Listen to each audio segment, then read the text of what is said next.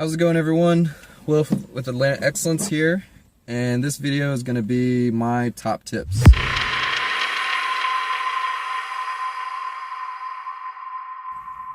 So I've been driving for 5 months now, almost exactly. I think it's like a day off, but it's been 5 months here in the ATL. It's been good. And so I've definitely gotten my feet wet, definitely learned a lot, and I've compiled some of my top tips. I don't want to say like top 10 because there's so much in this industry, really. You just constantly have to pay attention to things, and it's constantly evolving. There are new platforms coming out, so some things just might switch around or be completely thrown out, and new things might come into play. But these right here are just some golden tips that I think every driver, every seasoned driver should use. And new guys, I wish somebody just like gave me this list when I started out. I've been like, oh man, nice. So for you new drivers, pay attention, get out your pens and paper or tablet or whatever you want to take notes on, because this is going to be good for you guys. Cool. I also want to say, these videos that I'm releasing should be watched in a certain order, or I'd like you guys to watch them in a certain order. So I know that's going to be hard to find if, I have like a clickbait video or a video that goes viral and you start with that one. But the first video I want you guys to start on, if you're really serious about this business, is the "Can you afford to drive for Uber" video. That's my number one tip, is figuring out if you can actually financially afford to become a driver, because there are a lot of expenses. Even though you get to write them off, there are a lot of expenses in this business. And if you're already in debt and you make like $500 every 2 weeks, I would save up. So that's my number one tip. And then number 2 and 3 kind of go together, and I also made a video about this. But number 2 is like, know yourself. After you've found out that you can afford this, if this is a financially feasible option for you, ask yourself if you like driving. Do you like driving in traffic? If you don't, then, figure out if you can operate when there's no traffic. Like, if you want to work late at night, do you want to work early in the morning? Do you want to work just Uber X? Do you want to do SUV? Those kind of things. And then, that ties into knowing your city, when to work, where to avoid, things like that. If you want to do airport runs, if you want to work in the suburbs, if you like the suburbs or the city better, things like that. So, pretty common sense questions, but like they say, common sense isn't that common. All right, so my 4th tip is dressing professionally. My other videos, I'm wearing a blazer and a button-up. This morning, I guess I get kind of lazy. It was cold this morning, so I put on a Patagonia, but I'm still wearing a button-up. Either way, honestly, as long as you're clean and you smell good, and your body language is almost, body language, we communicate more with body language than we do verbally. I might post a link about that, but research that on your own. It's really interesting. But pretty much as long as you feel good and give off that vibe, you'll be set. Now, for me personally, I feel, when I dress up a little bit, it's like, getting ready for game day. If you watch NFL or really any sport, for the championships or sometimes all the games, they'll dress up in a suit and tie, because it just mentally prepares you to just be on your A game. So that's why I do that. And of course, you want to smell good. You don't want to be like overpowering, but you don't want to smell bad. That's probably one of the worst. Besides driving bad, I would think smelling bad would be like in the top 3 or 4 bad things for drivers. That would be awful. Yeah, I'm not going to get into it. All right. So my 5th tip is to put yourself in the rider's shoes. So, basically just go by the golden rule. I know it's kind of hard to like judge people, and here's a side note. So basically I picked up a drug addict. I should have profiled her, and I should have judged her, and I should have just been like, no. And as an independent contractor, you have that, power. But, that was more for a safety thing. It ended up all right. I'm going to make a separate video about that. But, for safety reasons, you should be, just be wary. Be aware. If it looks kind of sketch, or if the person's running at your car, probably should get out of there. But other than that, if you're working in a good area, working with nice people, I guess, just treat people how you want to be treated. And I know that can be kind of hard, especially after a couple bad rides where people are just, stuck up or mean or what have you. But still, treat them with respect, and, you know, take the higher road, I guess you could say. You know, don't stoop down to their mean level, or, you know, all that stuff. Just be a good person. Golden rule. All right, and then kind of tying off of that, I like to I guess you can call it a technique. I learned it in my sales job, but it's called reading and recognizing. So, you know, when they come in your car, you say, hey, how's it going? If they're like warm and bubbly, you know, if you want to feed off that. If they're just like, fine, you know, just drive. And you'd be like, hey, okay, turn on the music. Let me know if you need anything else. Boom, that's it. Just, you know, feed off of them pretty much. Cool. So my number 6 tip is know how the apps work. Another thing that kind of sounds like common sense, but I cannot tell you how many people I'll give rides to who've never used Uber before, who have all kinds of questions, from how to split the fare, the difference between Uber Pool, Uber X, the different tiers, all that kind of stuff, how to order Uber Eats. So know, you know, obviously how to operate the driver app, which is pretty simple, but also know how to operate the rider app. I believe every driver should be a rider at some point. I know I was a rider before I started driving, so, you know, I already knocked that out of the park. But just know how both the apps work and keep up, because there are constantly updates. So keep up with all the updates. I know they recently updated. It's like completely different now. The layout is different. It's really weird. You always want to check your seats after every rider. So this is really important because I've had cell phones, car keys, things like that. You know, you can save a life. Well, not save a lot of time. Save a life. You can save a lot of time by, you know, oh, you forgot your phone in here. That kind of thing. Just always double check, you know, at night, just turn on your light, that kind of thing. You know, sometimes you'll forget something, and then, you know, at the end of whenever you're driving or when you're taking your break, you might be like, oh no, I actually had this lady, she left her car keys in the back seat after an airport run. And, you know, that, I don't want to say I got lucky, but I've heard, you know, mixed stories of, should I charge people for returning their items? Should I mail it to them and have them, you know, pay me back on PayPal? That's really up to you.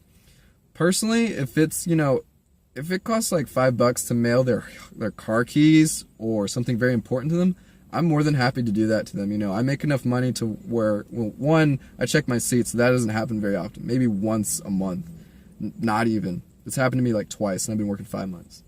And two, you know, if going back to the other tip, putting yourself in their shoes, you know, that's kind of just a nice thing to do. They'll appreciate the customer service, and you'll probably get 5 stars if you haven't already. But going back to the car keys, you know, I met her husband. Her husband actually works not too far away from where I live. So just took like a 10-minute drive, met him in front of the office, and he ended up giving me $20 for returning the keys. So, you know, it's things, I'm not going to guarantee that always happen, but things like that tend to happen, you know, when you're nice and you're honest and you treat people that way.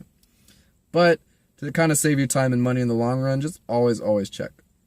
You always want to confirm their destination. As soon as they get in your car, you guys are ready to go, you swipe, starting the meter, and then you want to look up at their destination and be like, hey, so you're going to, you know, such and such. And 9 times out of 10, they'll be like, yeah.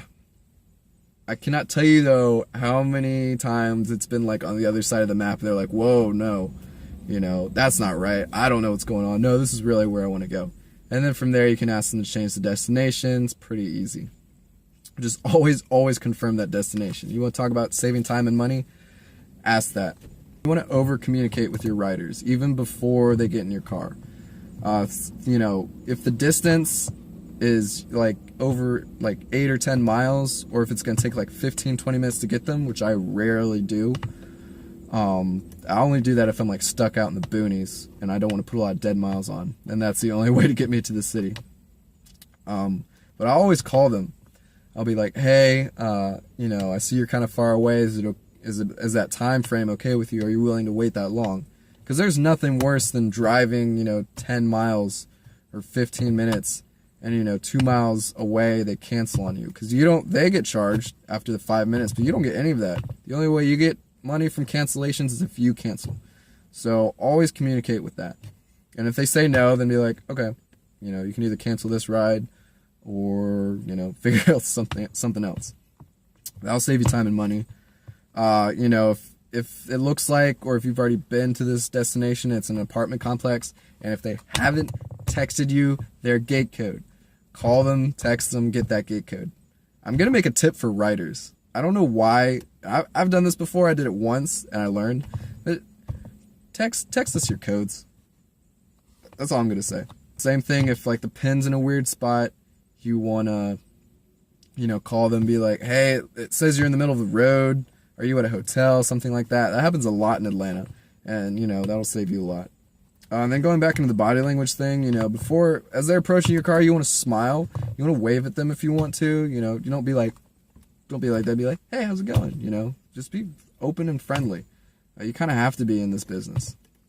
And then what I like to do at night, or if it's dark pretty much, is, especially when I'm pulling into suburbs, I'll pull up in the front of their house or driveway, and I'll turn on my light. That way they can see me, because all the apps, as far as I know, have our face.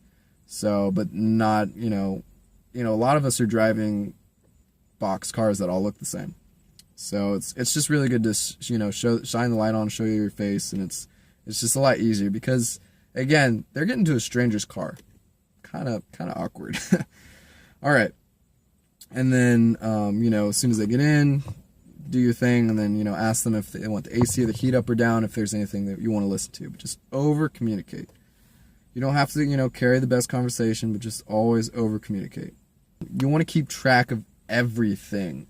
Everything. This is a business. This is your business. You want to keep track of miles, how many of them you were getting paid for, how many of them were dead miles, the hours you worked, when you worked, where you worked, your tips. Keeping track of that is going to help your schedule evolve into a money-making plan. So you want to have a schedule, you want to have a plan, and you want to have a backup plan that you can kind of stick to. Basically, my best advice on this would be, after you've gone through signing up, if you're ready to dive in. Hopefully you've watched some videos and done some research, but watch the surges. And you don't have to stay up all night. There are free apps to record your phone screen. Just leave your phone screen on, and it'll record it for you. That way you can go back and kind of see, if there's a surge at 2, 2:30, 3 o'clock in the morning, 4 o'clock in the morning for early airports, things like that. And then from there you can determine, all right, here's where I'm going to be Monday, Tuesday, Wednesday, Thursday, Friday, Saturday, Sunday. And that'll save you all kinds of time and money. Take breaks.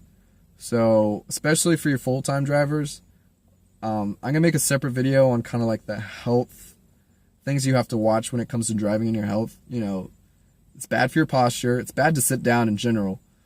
So you should always get up and stretch. You really should do, I would say, every 30 minutes, but that can be hard when you're doing like 3 or 4 hours straight during prime time.